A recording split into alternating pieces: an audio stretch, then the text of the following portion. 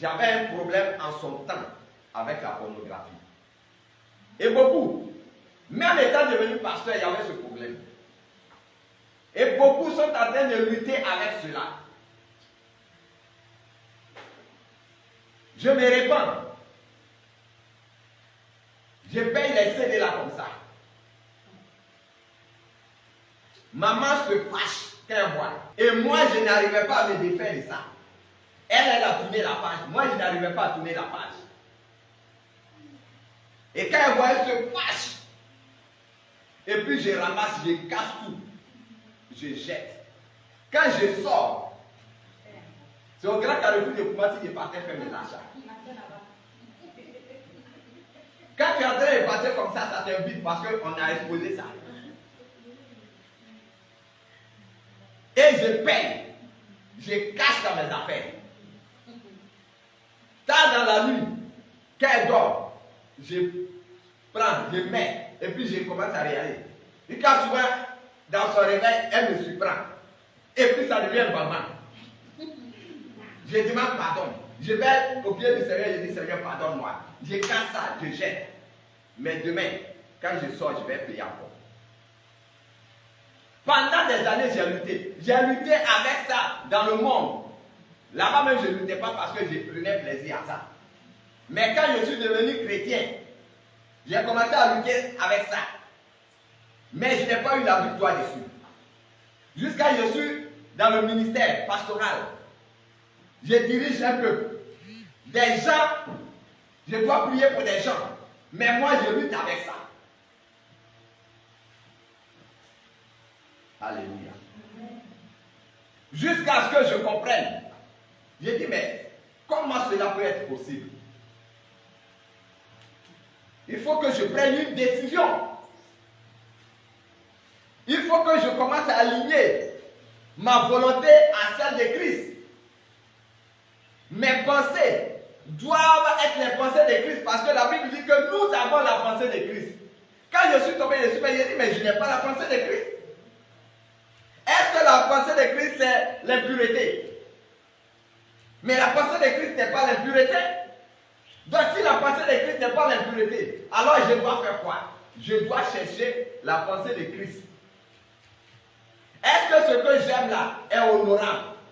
Est-ce que ce que j'aime là est approuvé? On peut me féliciter pour ça. J'ai dit non, parce que ma femme se fâche déjà. Si ma femme qui est auprès de moi en tant qu'être humain se fâche, elle n'approuve pas, elle ne m'acclame pas, ça veut dire que Dieu ne peut pas approuver. Dieu ne peut pas me féliciter de ça.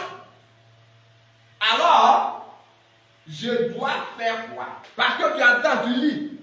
Je dois me revêtir de Christ, mais tu te revêts de Christ comment? Offrez-lui. Ça veut dire que tu dois décider de faire don de ta vie, de ton corps, de ton être à Dieu. Tu dois donner cela en cadeau à Dieu, sans réserve. Quand tu décides de faire un cadeau à quelqu'un, tu le fais de tout ton cœur. Ça veut dire que la décision que tu es en train de prendre, tu dois le faire de tout ton cœur. Si tu dis que ce péché-là, je ne veux plus commettre, tu dois le faire de tout ton cœur. Cette décision doit provenir du plus profond de ton cœur, pas du bout des lèvres. Mais ça doit être une décision qui a été mûrie depuis l'intérieur. Et puis tu donnes cela à Dieu sur l'autel. Et ce jour-là, je suis allé dans le temple. Je me suis couché devant l'autel. La chair était là, personne n'était dans l'église ce jour-là. J'ai attendu, je suis parti seul. Et puis je me suis couché. J'ai dit, Seigneur, longtemps j'ai pris des décisions.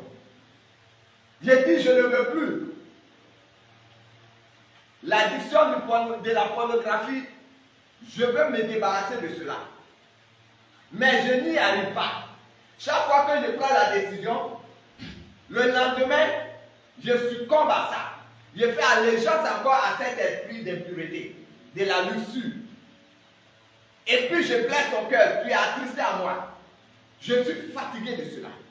Aujourd'hui, je viens devant le trône parce que tu as dit de venir avec assurance devant le trône de la grâce, afin d'obtenir grâce et miséricorde et d'être secouru pour tous mes besoins.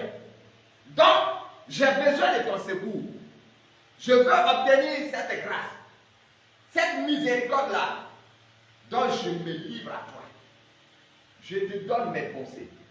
D'abord, je dis, je te donne mon esprit. Chaque domaine de mon esprit. Je te donne mon corps. Je te donne mon âme. Chaque domaine de mon être là, je dis, je dépose sur l'autel du sacrifice. Comme un holocauste. Mes décisions, mes désirs. Tu sais que j'aime telle chose. Je te donne ça, je dépose ça.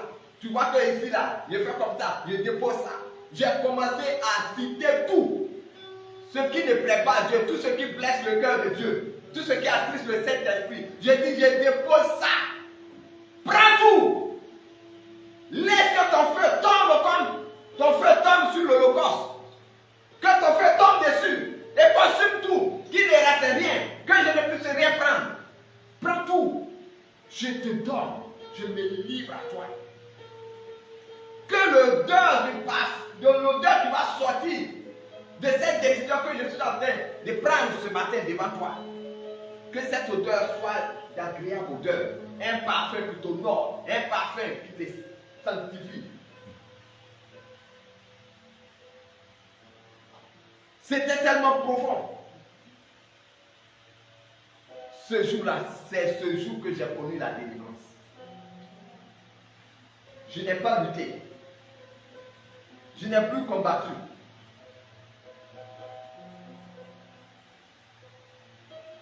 C'est fini. Dieu a pris. Parce que pour la première fois, j'étais sincère. Pour la première fois, j'ai aligné ma volonté à sa volonté.